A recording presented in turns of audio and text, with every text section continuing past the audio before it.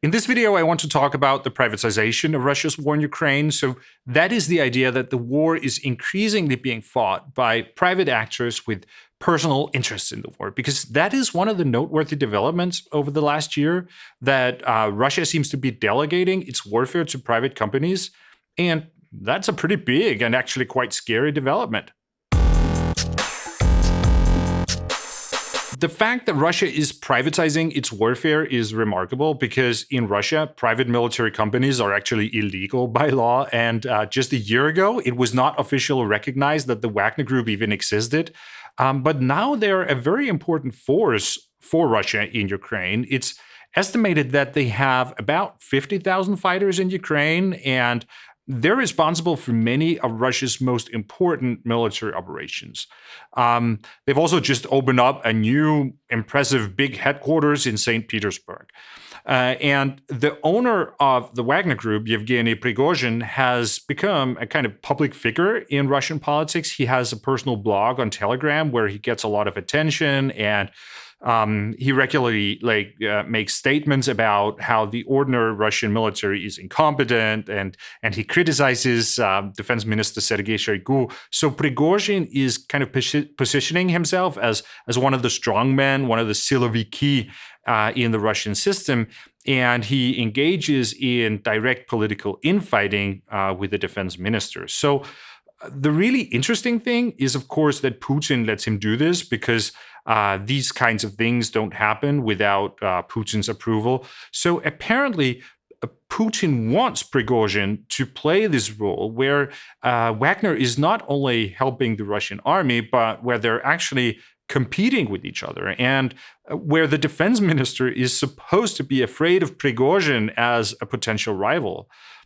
So I guess you can say that in that sense, Putin is not only elevating the Wagner Group, but he's essentially sending the signal that the regular military is also a kind of private military company that has competitors on a marketplace, right?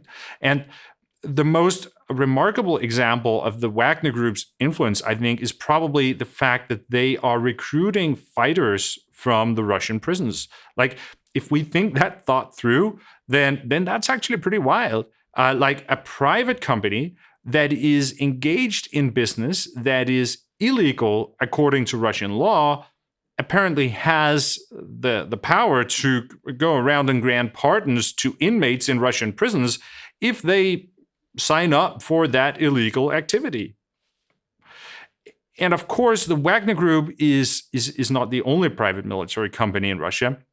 It's just the biggest one right now, but there are several others that also play a role in Ukraine, including one called Patriot, which is supposedly owned by Defense Minister Sergei Shoigu, right? And if that is true, like if Shoigu actually owns a private military company that earns money from the war in Ukraine, like I mean, that's just corruption on a whole new level, right? And I think we need to consider the implications of this privatization of warfighting, because potentially it means that we need to reevaluate the whole idea about how we understand the war. Like, the way this war is mostly understood is that it is a war between two states, like Russia and Ukraine, and that these states have interests, and that these interests somehow led to the war. So this is the classical way of understanding a war. This is the way that Clausewitz talked about it, where war is a continuation of politics, and the key actors are the states. But there is another framework that uses the concept of new wars to describe a different kind of war. It's a scholar called Mary Calder that came up with this idea. And her point is that there is a different category of wars where there are some very different dynamics. So this is often used to describe the civil wars in Africa, for example, where you don't actually have two sort of well-organized states fighting each other for clearly defined political purposes. So I won't go into the whole theory about new wars here, but there are some elements that I think are useful for the Ukraine war. And one of the points is that you have exactly this kind of privatization of war fighting that I just described. So instead of a war between a number of states, you have sort of a variety of warlords and gangs and stuff like that. And there is some sort of interaction between these private actors and the state. And I think to a large extent, it is fair to categorize people like Prigozhin or the Chechen leader Kadyrov as warlords. So the privatization of warfighting is one element in new wars, but as a consequence of that, all these different forces that are fighting the war have different purposes. Like because private actors have their own interests and their own agendas. And the problem is that for many of them, the war itself becomes its own purpose because the war is the source of resources and of power. And the only reason why anybody would want to pay money to a private military company is if there is a war, or at least there has to be insecurity, right? So if you are a warlord, then you need the war to continue so that you can continue making money and continue being relevant. And that is how you end up with those forever wars that just never end because the people that are fighting the war have a personal interest in the continuation of fighting. So I don't think Prigozhin or the Wagner Group want the fighting in Ukraine to continue with the current intensity level, but because I guess at some point Russia is just going to run out of prisoners, so the current level is not sustainable. But do they actually want the war to end? Like, would it be a good thing for Prigozhin if there is lasting peace in Ukraine? I guess not. So I think the best thing for them would be for this to turn into some kind of frozen conflict where Wagner can continue to fight forever. And because that's the way that they can keep the flow of government resources, and Prigozhin can continue to have power and to have this kind of power base in Russian politics.